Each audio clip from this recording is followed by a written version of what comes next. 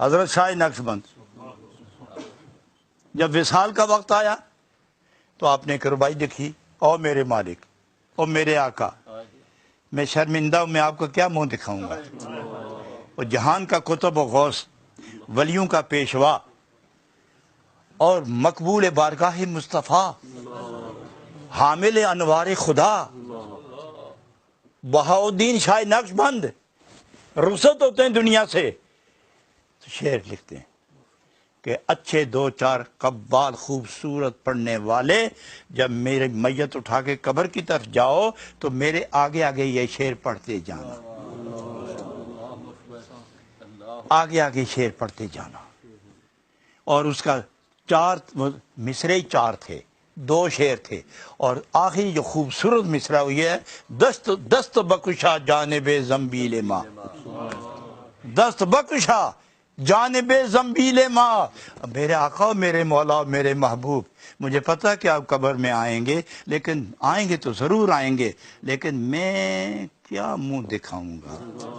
کیا کیا میں نے؟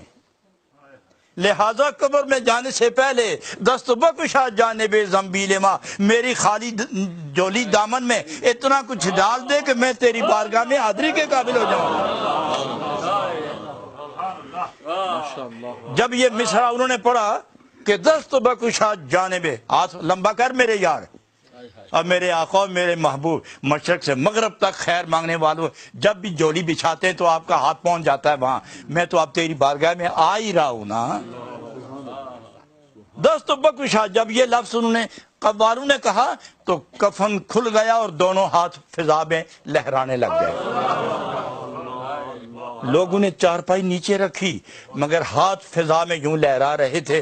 ایک قلندر مجلس سے نکل کے آگے آیا، انہیں ہاتھوں پہ ہاتھ رکھ کے فرمایا کہ ہم جانتے ہیں آپ کون ہیں اور زندگی کا معیار کیا ہے، کس مقام پر ہیں آپ، لیکن سنت بھی یہی ہے کہ آپ خاموشی سے تشریف لے جائیں۔ آقا دو عالم کی ادا یہی ہے، وہ سارے جہان کو زندگی دینے والا، سبحان اللہ، لما یحییکم، سارے جہان کو زندگی دینے والا۔ جب اپنے مقام کی طرف گئے تو کتنے خاموشی کے ساتھ گئے، تو ادائے رسول لے کے جاؤ نا، ادائے رسول لے کے جاؤ۔ تو وہ ہاتھ جو نیچے نہیں ہو رہے تھے آہستہ آہستہ نیچے آ کے کفن میں چپ ہو کے کفن میں چھپ گئے، ہاتھ چپ ہو کے چھپ گئے۔